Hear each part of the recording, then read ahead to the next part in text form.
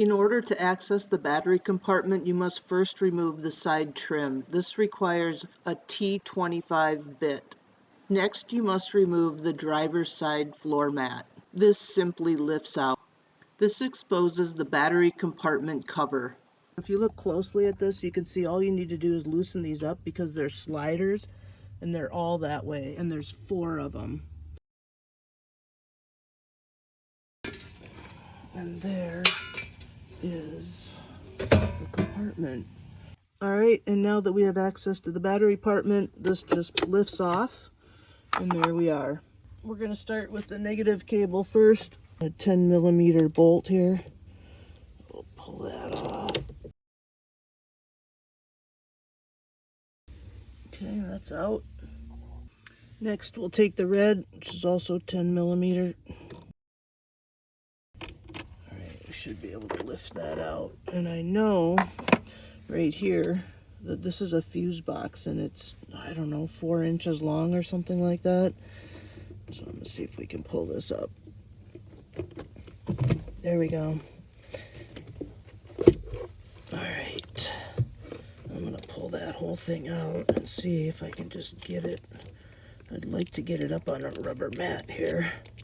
Once you've finished removing the negative and the positive battery leads, you have to remove the bracket. There are 2 screws attached to this bracket that are down in the battery well. I had to buy one of these socket set adapter skits in order to reach this screw.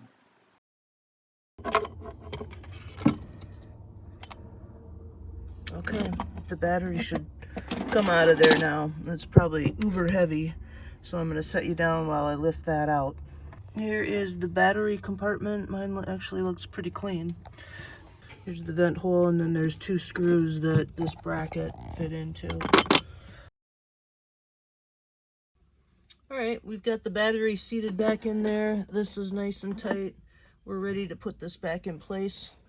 I'm going to work this down in there. And once again, we're going to tighten that up with our 10mm.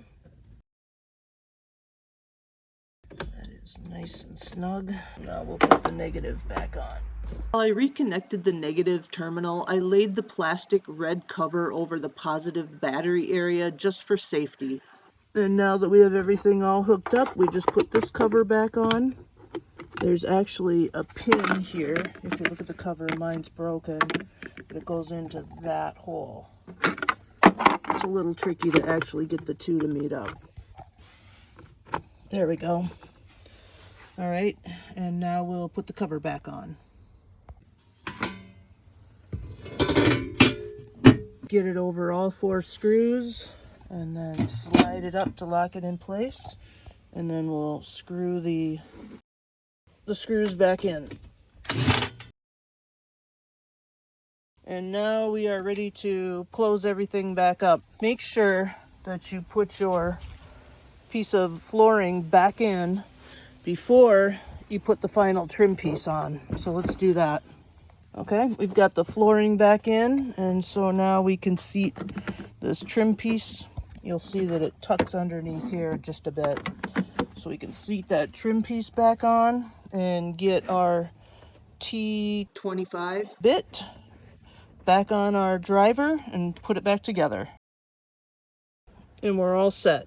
If you felt like this video was helpful, then leave a like. Consider subscribing to my channel. You can follow along while I build out this 2015 Sprinter van into a camper van. Thanks again for watching. See ya.